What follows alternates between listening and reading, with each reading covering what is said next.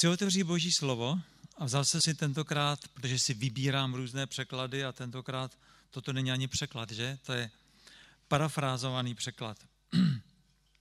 Vzal jsem si tento text a chci vám tím přečíst o jednom farizeovi, který se setkal s Ježíšem Kristem a když se s ním setkal, tak velice toužil ji následovat. A tady je napsáno. Ježíš mu odpověděl, každá liška má svou noru, pták hnízdo, ale já často nemám kde spát. Proč mu tak odpověděl?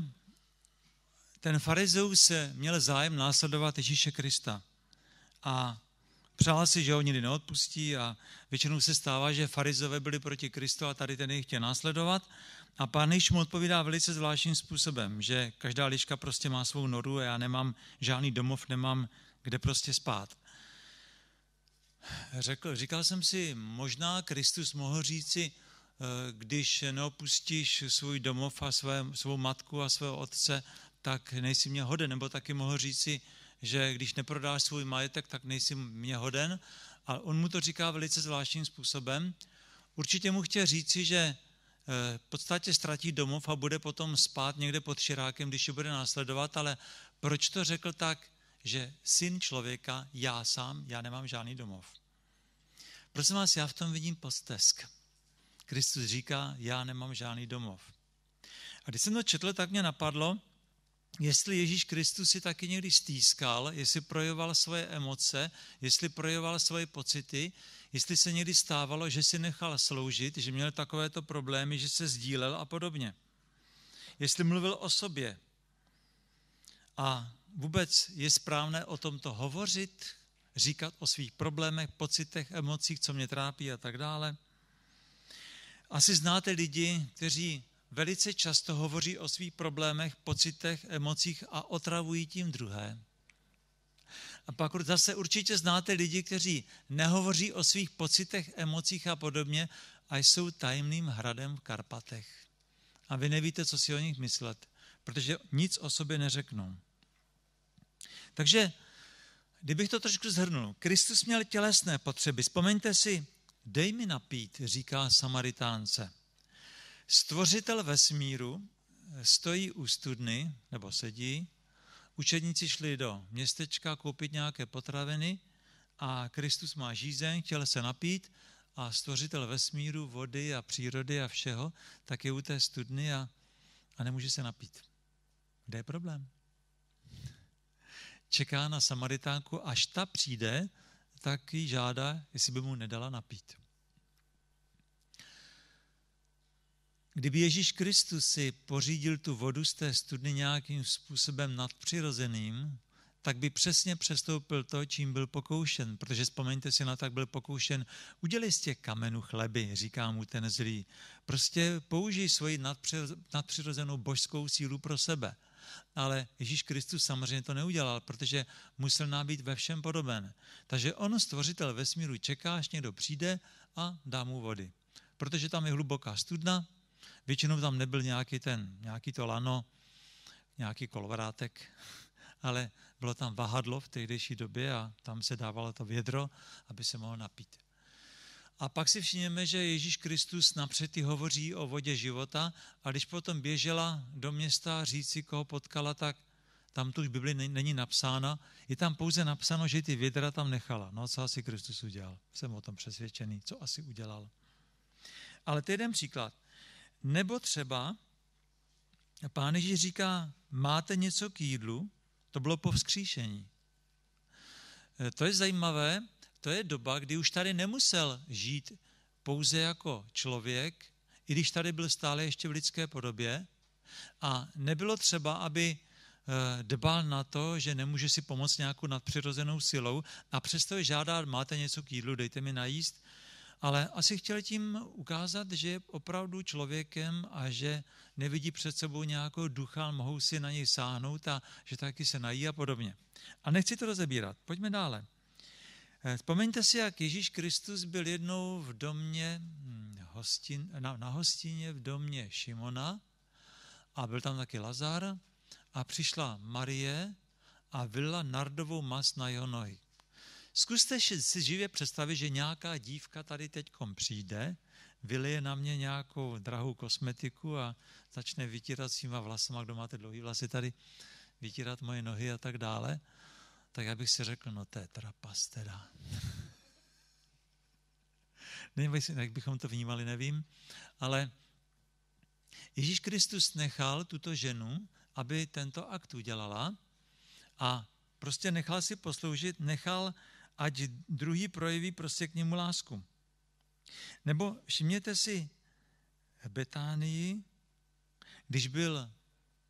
když Lazar zemřel, Pán Ježíš přichází ke hrobu a on je skřísí, ale dřív než je skřísí, tak on je velice pohnut nebo zapláče. Každý překlad to říká trochu jinak, ale byl velice emocionálně pohnut, protože viděl, jak ti nejbližší, Marta, Marie a další, jak plakají pro Lazara.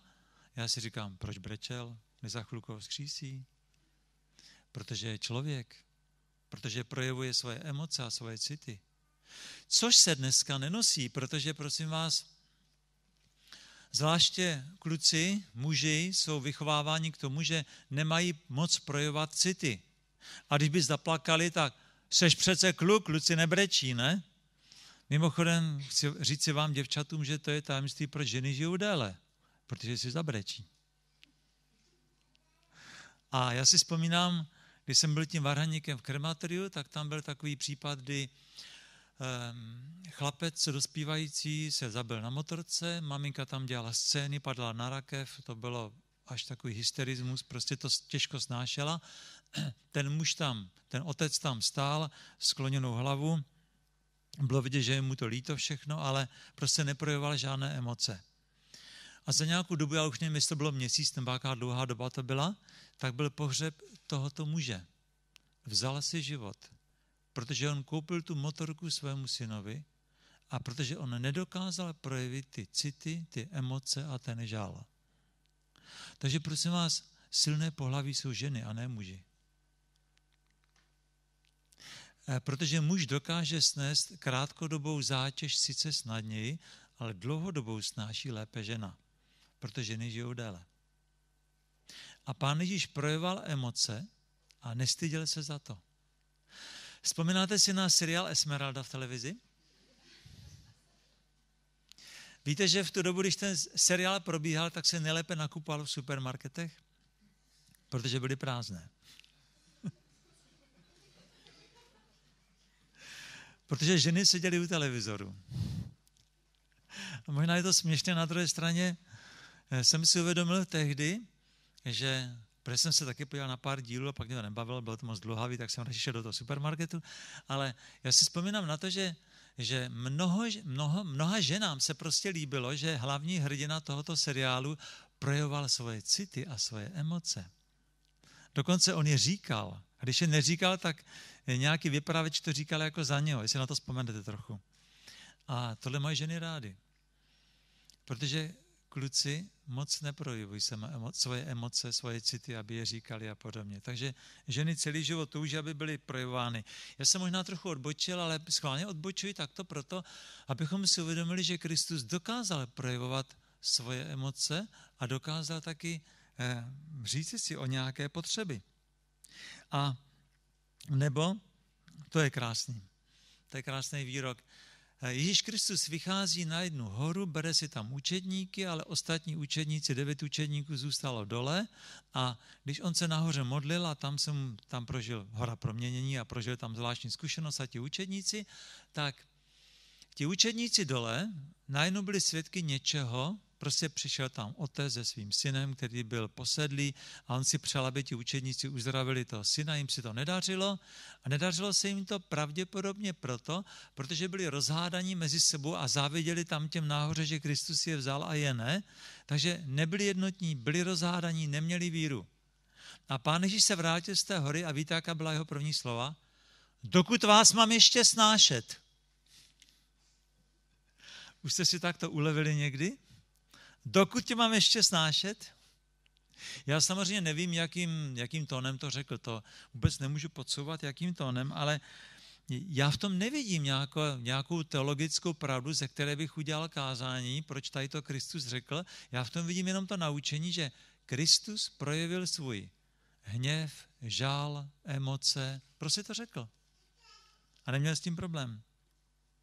Nebo ještě příklad, když je Kristus v zahradě Getsemanské a modlí se, tak říká, modlete se se mnou, jsem smutný až k smrti.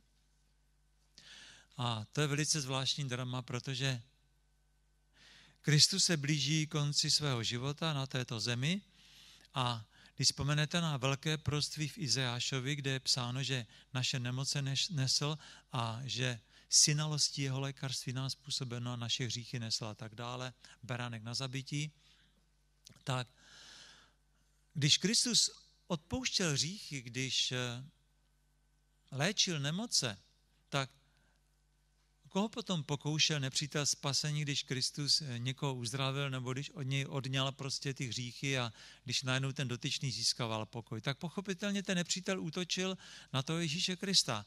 Teď zkusme domyslet, že všechny hříchy a nemoce lidí, kteří kdysi se narodili, se nesl Kristus na sobě a ještě nesl na kříži všechny nemoce a hříchy lidí, kteří se ještě narodí. To už jako je nepochopitelný tady toto. A teď Pán Ježíš vidí, že tady toto bude mět prožívat a je v Getsemanské zahradě, modlí se a teď velmi zápasí. A moc si přeje, aby ho to minulo, aby na ten kříž nemusel jít. Modlí se, asi to je pro ně velice těžké, protože nakonec v tom zápase se mu podaří říci, ale ne má, ale tvá vůle se staň. A v tu chvíli, když tam zápasí takhle za učedníkama a teď učedníci co dělají? Chrápou. Takže nikdo ho nepodpoří. V tu chvíli by si moc přál, modlíme se za tebe.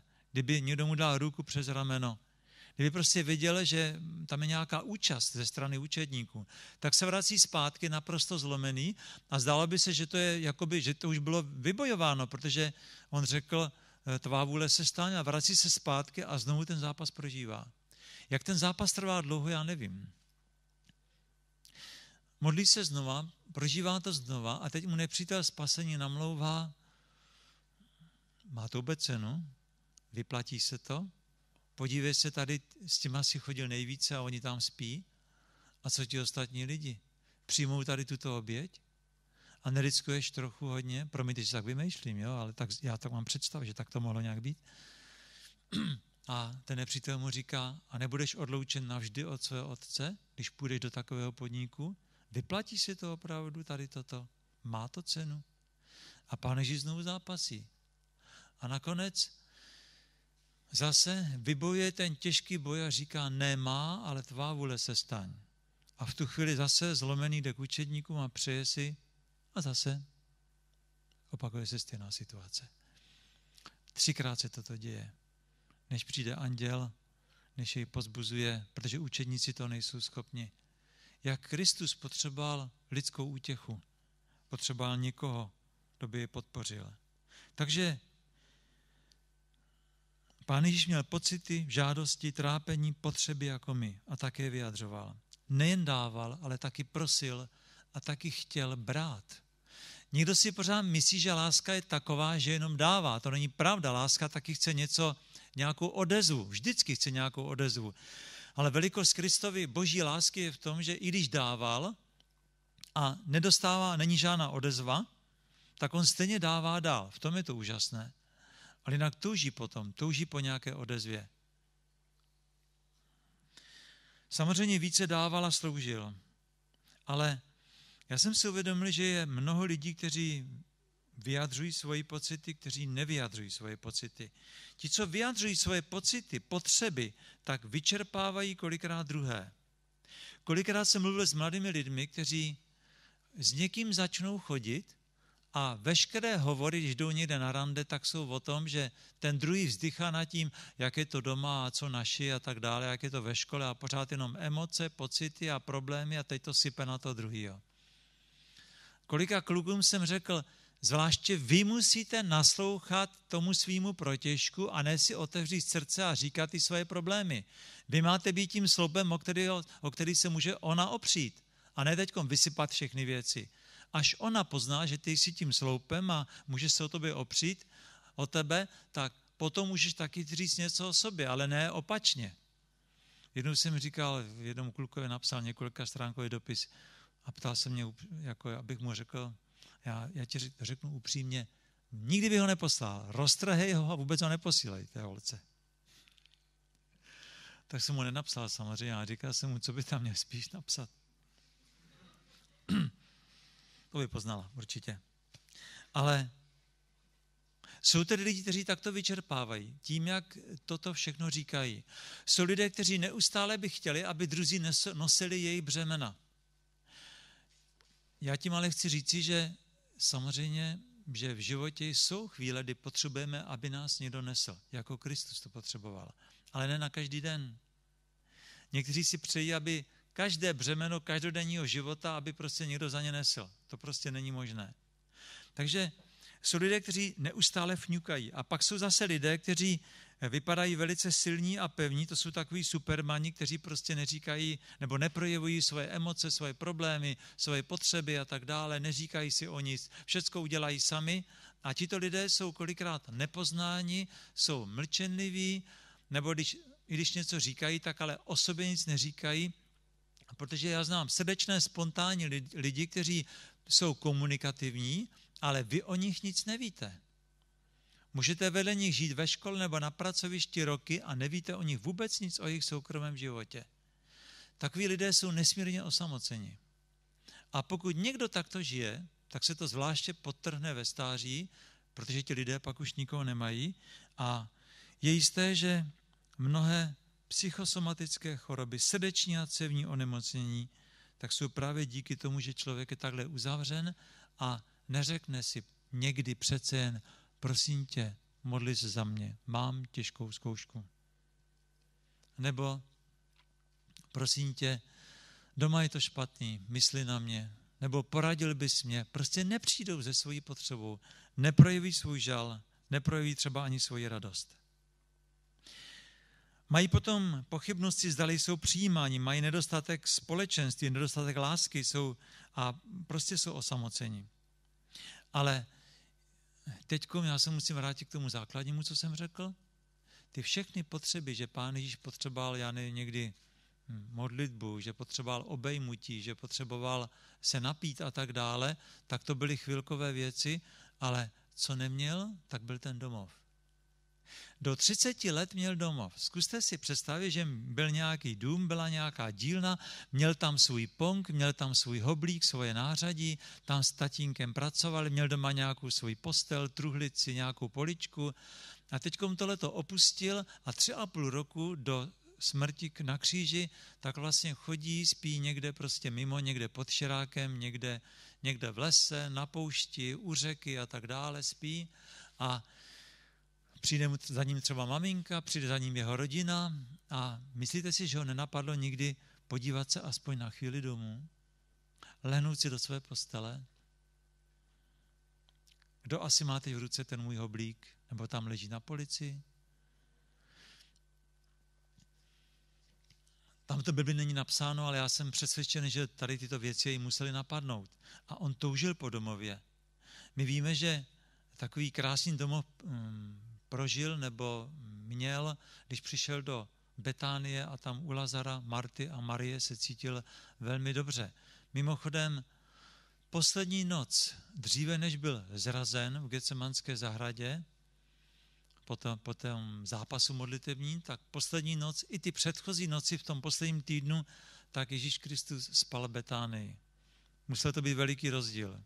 Jedna noc v takovém prostě Betánii v kruhu svých nejmilejších a druhá noc zrazen v Getsemanské zahradě a potom vyslýchán a tak dále. Když Kristus měl všechny tyto potřeby a když pro ně bylo velmi těžké to, že neměl domov, tak jsem si také uvědomil, a když opustil nebeský domov, že on sám kolikrát říkal, dejte plášť tam tomu, dejte mu napít, dejte mu najíst a tak dále. Co je náboženství správné? Jak to poznáte, že mě následujete? Když se takto postaráte, proč to říká? Protože sám kolikrát plášť neměl, protože mu bylo v noci zima, protože neměl se čeho napít, protože prostě spal někde pod širákem. Takže prožíval všechny tyto věci. Jestli vy sami nemáte žízeň, hlad, máte někoho, kdo vás obejme, máte doma teplou postel, patříte mezi 10% nejbohatších, nejšťastnějších lidí na světě. A už takovému závěru. On tedy přišel, aby nám připravil domov. Sloužil, miloval a vyjadřoval i své potřeby a pocity. Když nebyl slyšen a nebyl pozbuzen, dál sloužil. I když se obětoval, sám toužil po lásce. Byl jedním z nás. Ví přesně, co dnes cítíme a prožíváme. Když probojoval svůj duchovní zápas Getsemane a tolik si přál, kdyby bylo možné, aby ten kalich mě minul, když skončil tento modlitevní zápas, potom stál v síle naprosté závislosti na Bohu Otci, aby až my, když budeme padat, tak abychom se my o něj mohli opřít. Může se stát, že budeme padat pod břemeny života. A dneska život je složitý. Já když někdy říkám lidem starším, že dneska to mladí lidé mají mnohem těžší než oni, tak kolikrát se setkávám s tím, že mě řeknou, prosím tě, oni neprožili ten hlad a tu válku a tak dále a podobně. Já říkám, já nemluvím tady o materiálním životě a o těchto věcech, já mluvím o tom, že dneska mají tolik nabídek a je tak těžká doba, dneska se v tom vyznat. Dneska žít vyváženě, dneska se vybrat je strašně těžké, to nebylo za vašeho mládí, jim říkám. Těžko to chápu, tady toto, jak je to těžké. Je jisté jedno. Ježíš Kristus nás stvořil tak, že každý z nás je jedinečný originál. Tedy se nebude nikdy už opakovat. Každý z nás má nekonečnou hodnotu a náš Spasitel si přeje, aby každý z nás byl jednou u něho. A protože je těžké přirovnání nějak třeba obraz Mona Lisa od Vinciho v Louvru, jakou má obrovskou hodnotu, nevyčíslitelnou. Lidský život má mnohem větší hodnotu než nějaká Mona Lisa v Louvru. Každý z nás je jinačí. Jeho vizáž, jeho řeč, schopnosti, dary, každého z nás jsou jinačí. V něčem máme být stejně jak vejce vejci, v ovoci ducha. Ale pak jsou věci, kde máme být naprosto odlišní. Svět z nás dělá kolikrát kopie, kolikrát se snažíme opakovat to, co dělá svět. Jít jen podle toho, co říkají druzí, móda a tak dále. Ale každý z nás je originál. Když si tohleto uvědomíme, až se stane, že pohrdnete sami sebou a určitě se vám stalo. Na mě nezáleží, já jsem mizerný, já se to nenaučím, kdo ví, co ze mě bude a podobně. Až vás ty myšlenky budou napadat, vzpomeňte si na to, že naše hodnota není v tom, když se díváme na sebe, jaký jsme, jaký jsme dosáhli výkon a podobně. Ale naše hodnota je v tom, že prostě jsme a že on nás stvořil a má nás rád. Je to bezpodmínečná láska. Možná ještě příběh takový na závěr. Jedna žena, která studovala Boží slovo a kazatel za ní přicházel, tak měla neustále problémy, protože nemohla uvěřit tomu, že Pán Bůh jí má rád.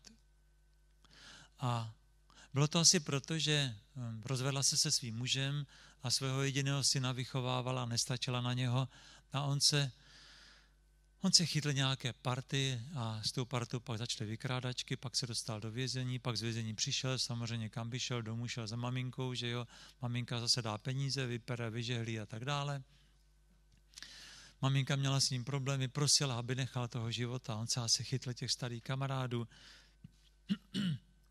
Dostal se podruhé do vězení a to už z něho měla strach, protože vykrádačky, alkohol, nedostatek peněz, mamince bral peníze.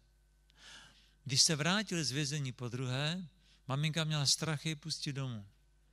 Vyrazil dveře. Pořád ale měla ráda. Prosila, bála se ho a měla ho ráda, protože byl jejím synem. A když nemohla pochopit, že Bůh ji může mít rád, tak ten kazatel jí řekl, milá paní, myslíte si, že vaše láska je větší než Boží láska k vám?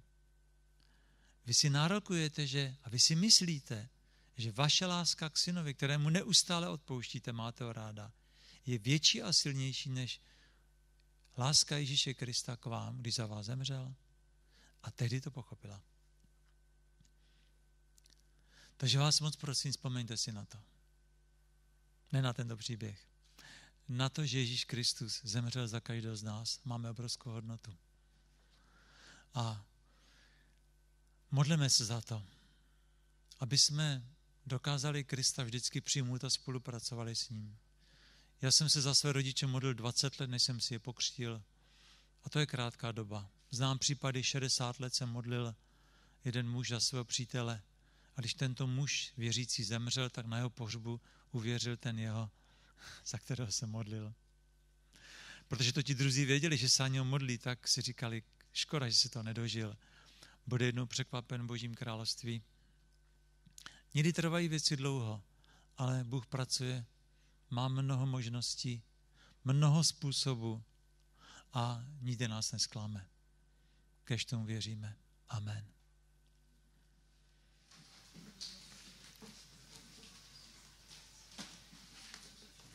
Pěkný večer vám všem. Je to úžasné vidět tolik mladých tváří, usmívavých tváří. Je to velká radost. My máme úžasného Boha v nebesích, který je s námi po všechny dny našeho života. A jsou to dny možná někdy velmi dobré, někdy možná méně dobré.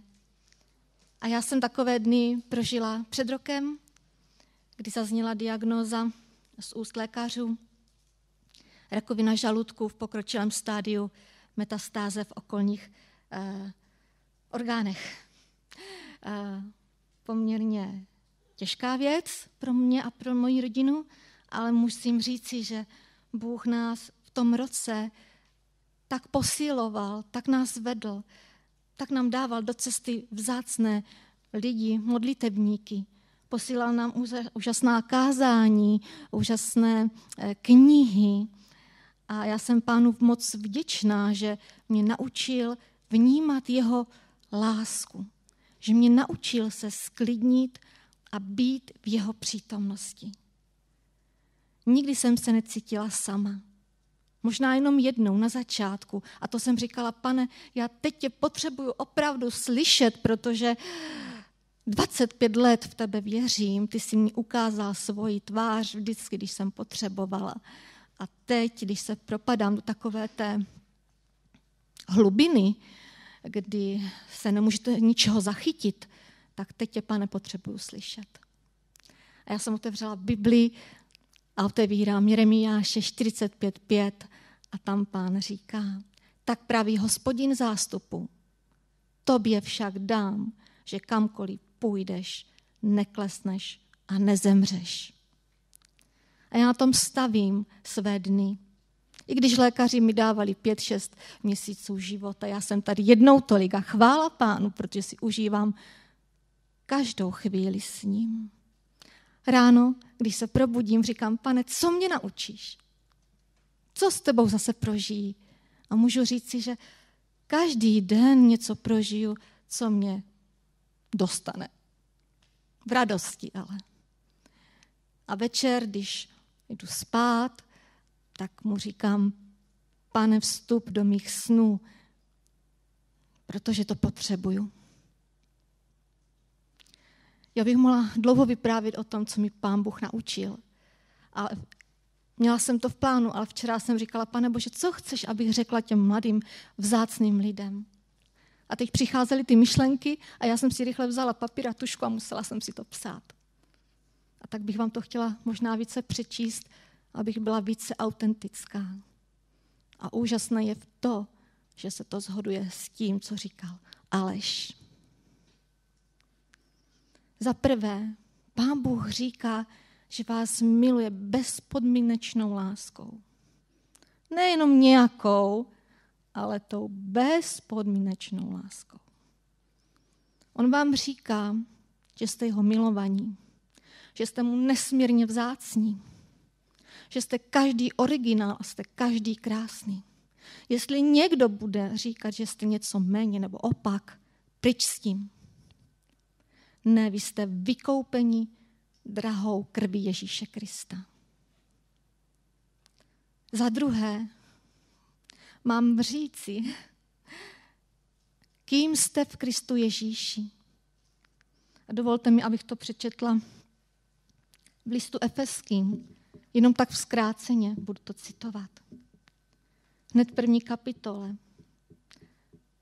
Jste vyvolení, jste svatí a bezúhonní v Kristu Ježíši. Jste přijati za jeho vlastnictví. Obdařil vás milostí. Jste spaseni z milostí. Spolu s ním vás vzkřísil a posadil v nebesích vedle Ježíše Krista. Jste spoluobčané Božího království. Jste členem Boží rodiny. Jste spoludědicové. Možná, že to všecko víte, ale Bůh chce, abyste si to vychutnali, abyste se z toho radovali. Přečtěte si list Efeským, kdy on ještě ve 3. kapitole, ve 12. verši říká, že máte možnost přistupovat k Bohu směle a s důvěrou. Přistupujte k němu směle a s důvěrou. A za třetí, Bůh vám říká, chtějte víc být v jeho lásce. Chtějte být víc v jeho přítomnosti. Chtějte víc jeho moci. On vás tím vyzbrojí. On vám dá tolik darů, že už je skoro ani neunesete. On rád dává dary. On nelituje toho, že dává své dary. Učte se od samého Ježíše. Čtěte jeho slovo. Abyste jednou, až vám bude tolik let, co mě dnes, mohli říci, já jsem šel, kázal evangelium, vkládal ruce na nemocné. Já jsem naplnil to Boží poslání. A tak na závěr mi dovolte jedno přirovnání, které jsem slyšela teď nedávno, že ta Boží láska je jako nedozírný oceán.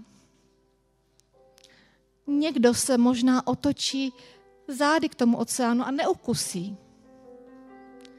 Někdo třeba vezme jenom lžičku a okusí málo.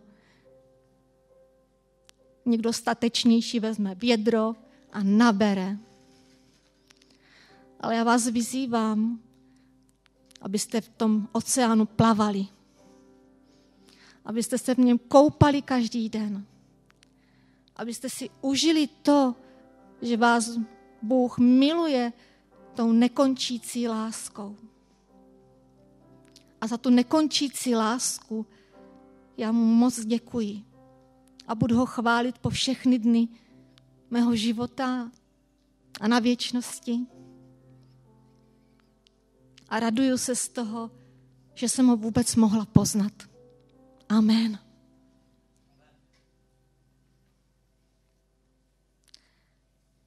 Dovolte mi, abych se na závěr s vámi pomodlila.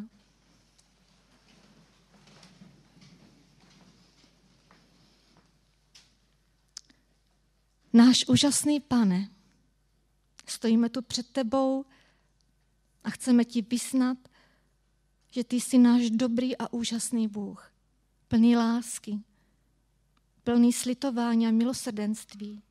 My ti děkujeme, že ty jsi již všechno pro nás udělal, že ty jsi dal svého syna, abychom my mohli žít, že ty jsi dal to nejdražší, co jsi měl, aby my mohli být tvými dětmi.